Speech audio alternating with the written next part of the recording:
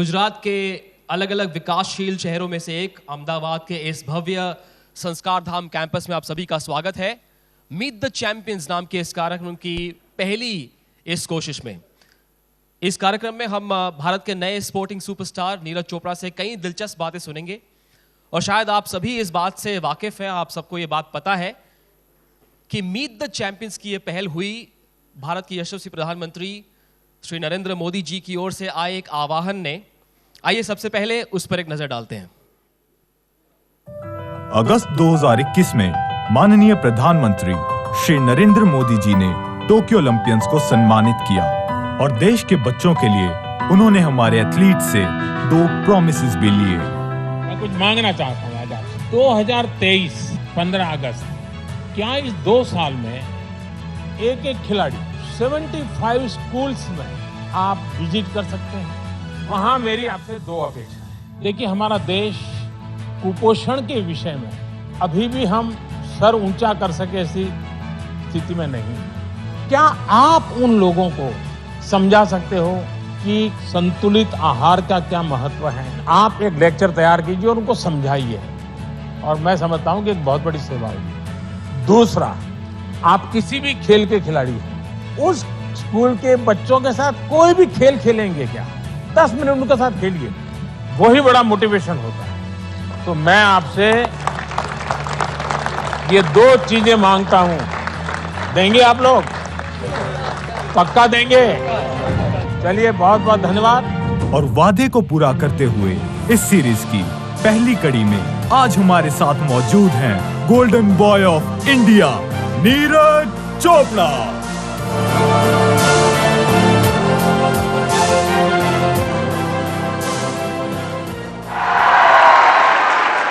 Golden boy of Indian sports Neeraj Chopra.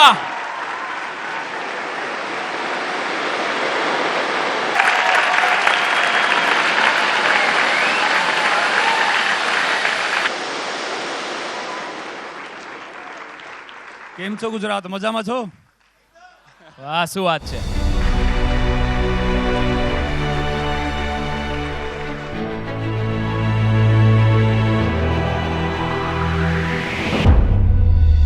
Neeraj, उस gold medal moment के ठीक 9 दिन बाद आप प्रधानमंत्री जी से मिले उनके घर पर, और एक बड़ा ही अनोखा आइडिया उन्होंने दिया।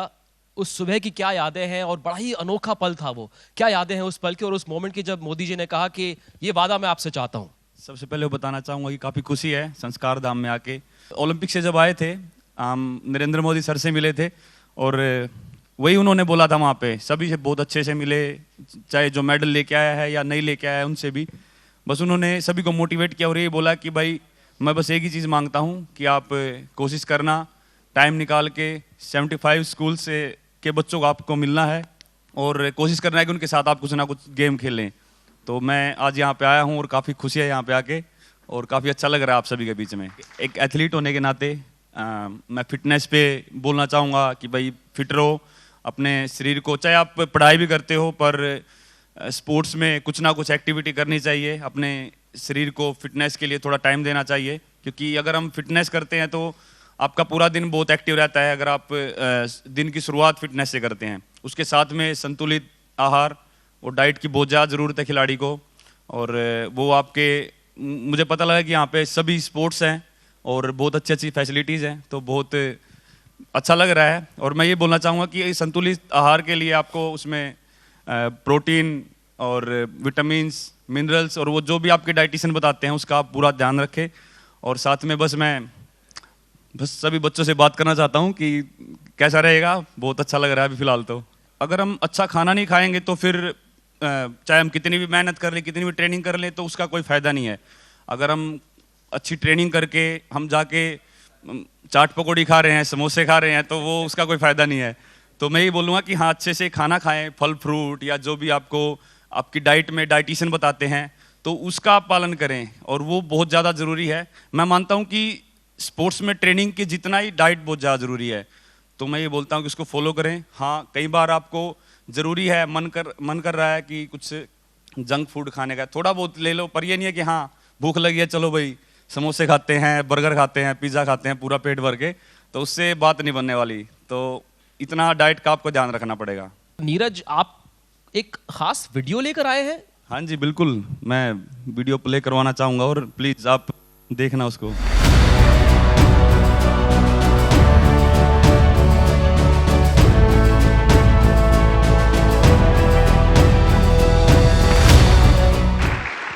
तो सभी ने देखा ना, अच्छे से समझ में आ गया। अब इसको फॉलो भी करना है ना। ये 5 चीजों का मूल मंत्र लेकर आए हैं आप। हाँ जी बिल्कुल। अब इसमें आपने देखा है, इसमें प्रोटीन, कार्बोहाइड्रेट, विटामिन्स, मिनरल्स और फैट, ये 5 चीज़ बहुत ज़्यादा ज़रूरी हैं। और भी विटामिन्स होते हैं पर ये मेन चीज़ें हैं। तो इसके लिए आपको यहाँ पे मुझे लगता है कि हाँ टीचर्स और डाइटिशियन वगैरह भी आपके पास होंगे, पर हाँ ये 5 चीज़ें बहुत ज़्यादा ज़रूरी हैं। उसके लिए आपको फल फ्रूट और चावल या सब्जियां ये बहुत ज़्यादा खानी पड़ेंगी। और भी बहुत ज़्यादा चीज़ हैं लेकिन मेन ये चीज़ें हैं। तो प्लीज़ यार वो जंक फूड तो मत खाना इनके लिए, है ना। तो ये आप ध्यान रखना। नीरज, कुछ ऐसी आदतें भी हैं आजकल के ज़माने में जहाँ हम सब भाग दौड़ में लगे रहते हैं, कुछ ऐसी आदतें हैं जिनसे हमें बचना चाहिए। बिल्कुल, एक तो सबसे बड़ी आदत है कि हाँ फ़ोन पे ज़्यादा खेलते हैं मैदान की जगह। तो मैं बच्चों को ये बोलता हूँ कि यार देख अभी भी फ़ोन पे लगे हुए हैं कहीं तो फ़ोन पे कम खेलो और ग्राउंड पे ज़्यादा जाओ। साथ में खाने का बहुत ज़्यादा ध्यान रखो भाई, अच्छा खाना खाओ और बस मेहनत करो अच्छे से। आप किसी भी फील्ड में हो, पढ़ाई भी कर रहे हो या आप डांसिंग सिंगिंग कुछ भी करो, पर अपने पूरे मन से करो। उसमें आप खाने पीने का भी ध्यान रखो और उसको अपने काम को ज़्यादा से ज़्यादा टाइम दो, चाहे उसमें कुछ भी है, तो पक्का आपको उसमें सफलता मिलेगी।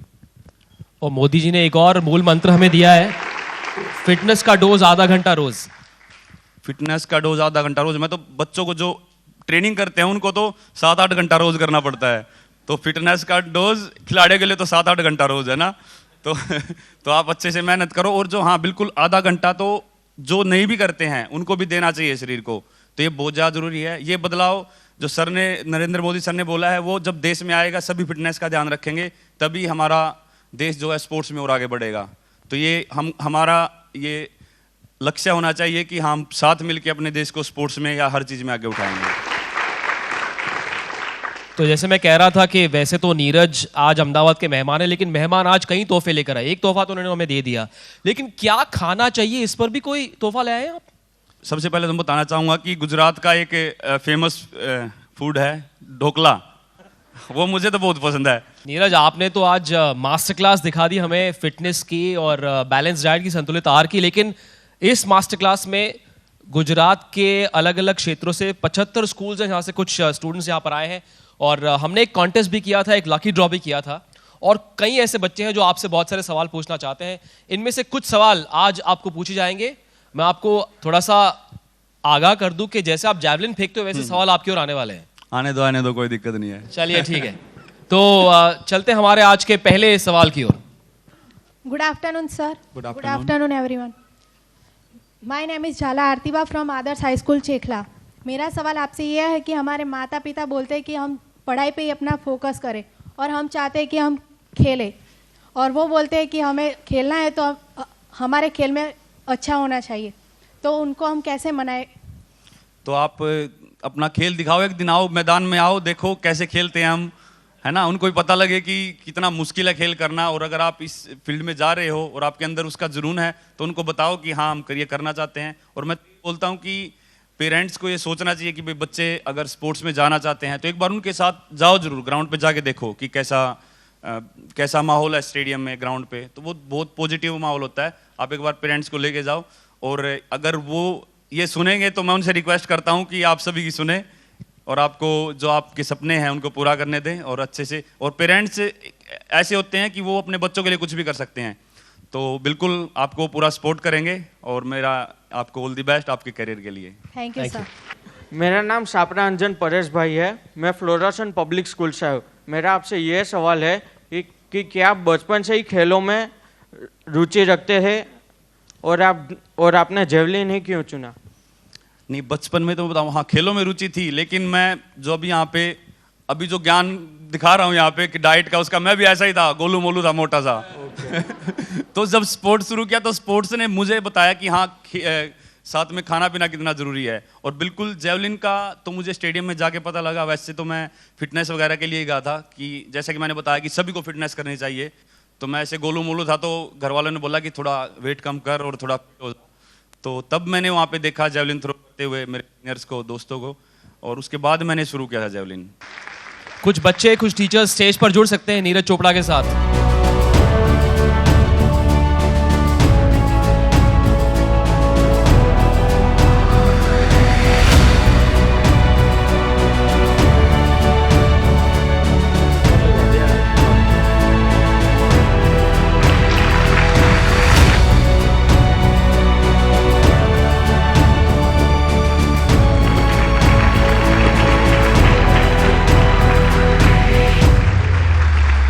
थोड़ा सा फोकस कर ले क्योंकि नीरज की ओर से एक सरप्राइज हमारे लिए है। नीरज खुद लेकर आए हैं, इन्होंने खुद ने इस सरप्राइज को प्लान किया। नीरज आप बताइए क्या है वो सरप्राइज।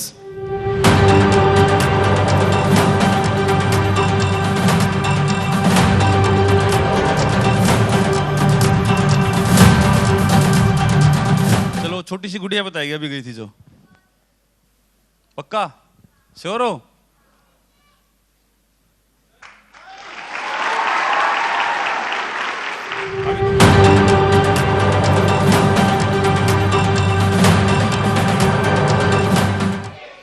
दोनों का ही है, इन दोनों का ही है। अच्छा लगा बात करके? नहीं, बहुत अच्छी रही, बड़े अच्छे बच्चे हैं और मतलब स्पोर्ट्स से लेके नॉलेज से लेके हर चीज में बेस्ट हैं।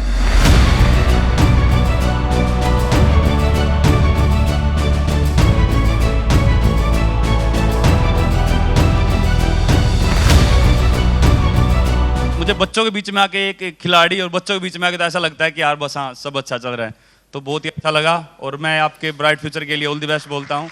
आप ऐसे ही मेहनत करते रहो और आप हमेशा खुश रहो। और अब मैं संस्कार धाम के वाइस प्रेसिडेंट श्री महेंद्र भट्ट जी से निवेदन करूंगा कि वो संस्कार धाम की ओर से नीरज का धन्यवाद करें एक खास भेंट के साथ।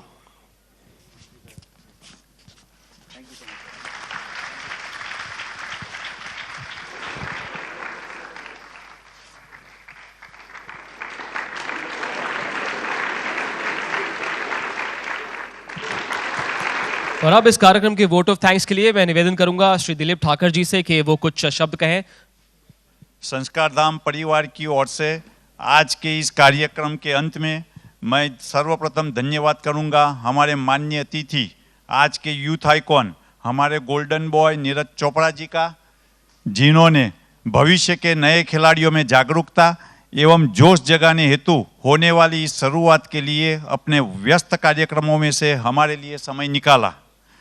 मोदी जी से किया गया वादा पूरा करने के लिए मेजर ध्यानचंद खेल रत्न अवार्ड से सम्मानित नीरज चोपड़ा जी ने आज यहाँ पधार कर हमारे युवा खिलाड़ियों एवं विद्यार्थियों में संतुलित आहार, स्वस्थ शरीर व खेलों में महत्व के बारे में जागरूकता पैदा की। इसके लिए उनका दिल से बहुत बहुत धन्यवाद।